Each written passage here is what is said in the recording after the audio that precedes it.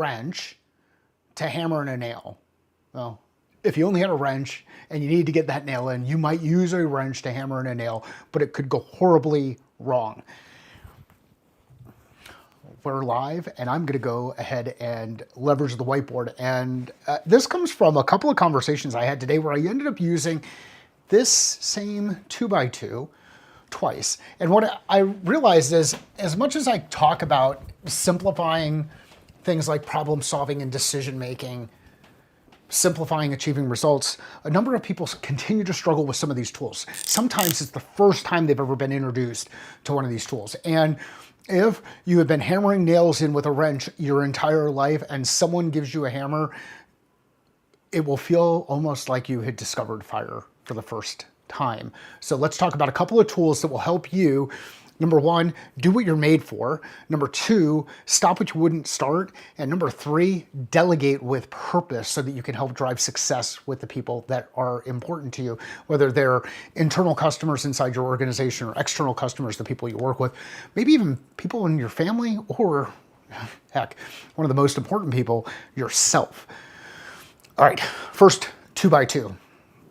Energy versus impact. Energy versus impact. On this side, I've got a big negative.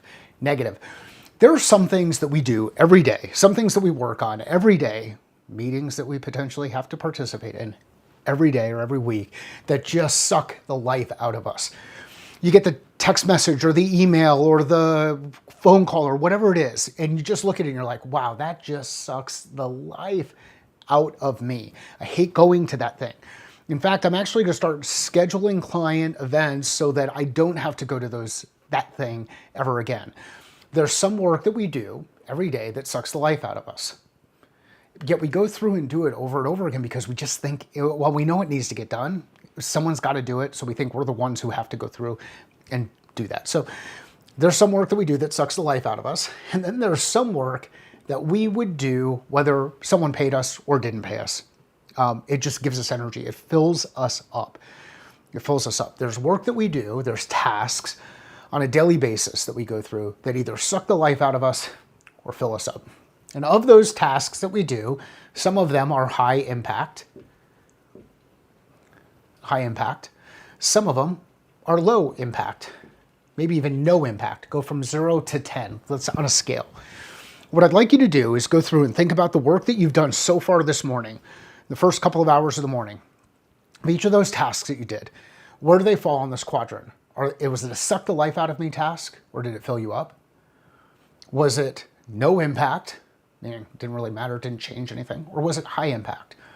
And you can look at it through this lens. You can say, is it high impact on self, me, high impact on family, people close to me, high impact on business, way that we make money, high impact on others. There's a couple of different ways to look at that, but you go through this criteria and say, did the task suck the life out of me or give me energy? Yes or no, kind of goes on this continuum.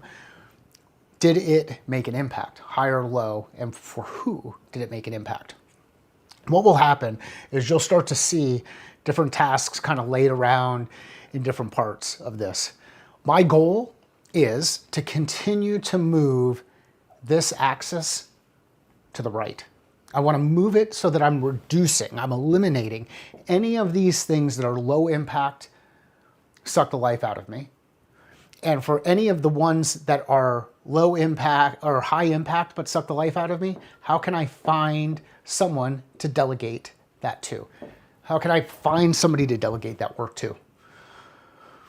If I stop what I wouldn't start, stop doing anything that sucks the life out of me, I can choose, do I give it to somebody else, get somebody else who gets excited about it? Because the cool thing about it is some of the things that suck the life out of me might actually bring you energy. I am not a big fan of large events, meaning a lot of people in a room where I don't know a lot of people. That's not super interesting to me. Being around a couple of people that are really important to me and having really deep conversations with those folks and getting an understanding of what people are trying to accomplish in a one-on-one or small group setting, that's much more exciting to me. I have to get myself out of my comfort zone and play the role of a bit of an extrovert at events because it's part of my business. It's part of what I do. So it's high impact, it does suck the life out of me, but I'm not going to be able to delegate it. So I just have to find time to recharge. So anyway, take a look at this and see how can you figure out a way to spend more time, energy, and attention in this top quadrant, things that are high impact for self and for others that give you energy. High impact that give you energy. So that's a 2x2 that you can use for energy impact to determine to do more of the things you're made for, the things that are high energy, high impact. Identify what you can delegate to others, and ultimately stop what you would not start. Now there's this whole area down here that's actually low impact but high energy producing. Those are actually pretty cool things because they can kind of fill your cup. They can get you, they can put you in a better space. So still find time to do these things. It's just this is where my view of the world is this is where we can really optimize for revenue and optimize for fair value exchange for the work that we do. So if you're one of those people that's struggling with making a decision on should I do this or should I not do this, take a look at this 2x2 and see where things plot out. Now another 2x2 you can use, and I'm going to go into this just because of timing and primarily because I think a lot of people are familiar, maybe a bit more familiar with this, but the Eisenhower matrix, which Eisenhower used to help with decision-making process. Covey reintroduced us to it in 7 Habits. Important, so this is important, so or urgent versus not urgent. So on one side, I'm going to say important, and not important. That might be off on my axes here. And then the other one is urgent, not urgent, and urgent. So a lot of times we get client requests, the text message, the, hey, can you get on a meeting? Can you do all these things? Those things are urgent. They may not be important in the overall scheme of things that you're looking to accomplish. They might be really important to them. So there's a perspective that you use when you start putting things against this 2x2. What it really does for you, though, is gets you into a position where you start to de-risk the decisions that you're making. Am I making a decision to do something that's important or not important? Okay, if it's important, I could find myself going from important task to important task to important task to important task. The biggest challenge is that we find ourselves doing a lot of the important and urgent things that people are saying, hey, get this done, do this, go to this meeting, do whatever. And we're missing on a lot of these important but not urgent items. The cool thing about important but not urgent items is those tend to be the big things that will move stuff forward over the long term. So I may not think that keeping my fitness going is an urgent thing because it's not going to impact, I'm not going to fall out of shape tomorrow. But if I make some poor decisions over a long period of time, all of a sudden it will become urgent because I either need to get, I'm in a hospital or something else is happening. But there's a couple of different ways to look at this. And you start to, the reason why I like to use 2x2s like this, and I did mess up my Eisenhower matrix here, as far as urgent versus important or energy versus impact, is it de-risks the decision-making process. So we're simplifying the decision-making process by looking at it through 2 dimensions, leveraging a tool like a 2x2, either the energy versus impact one or the Eisenhower matrix, urgent versus important.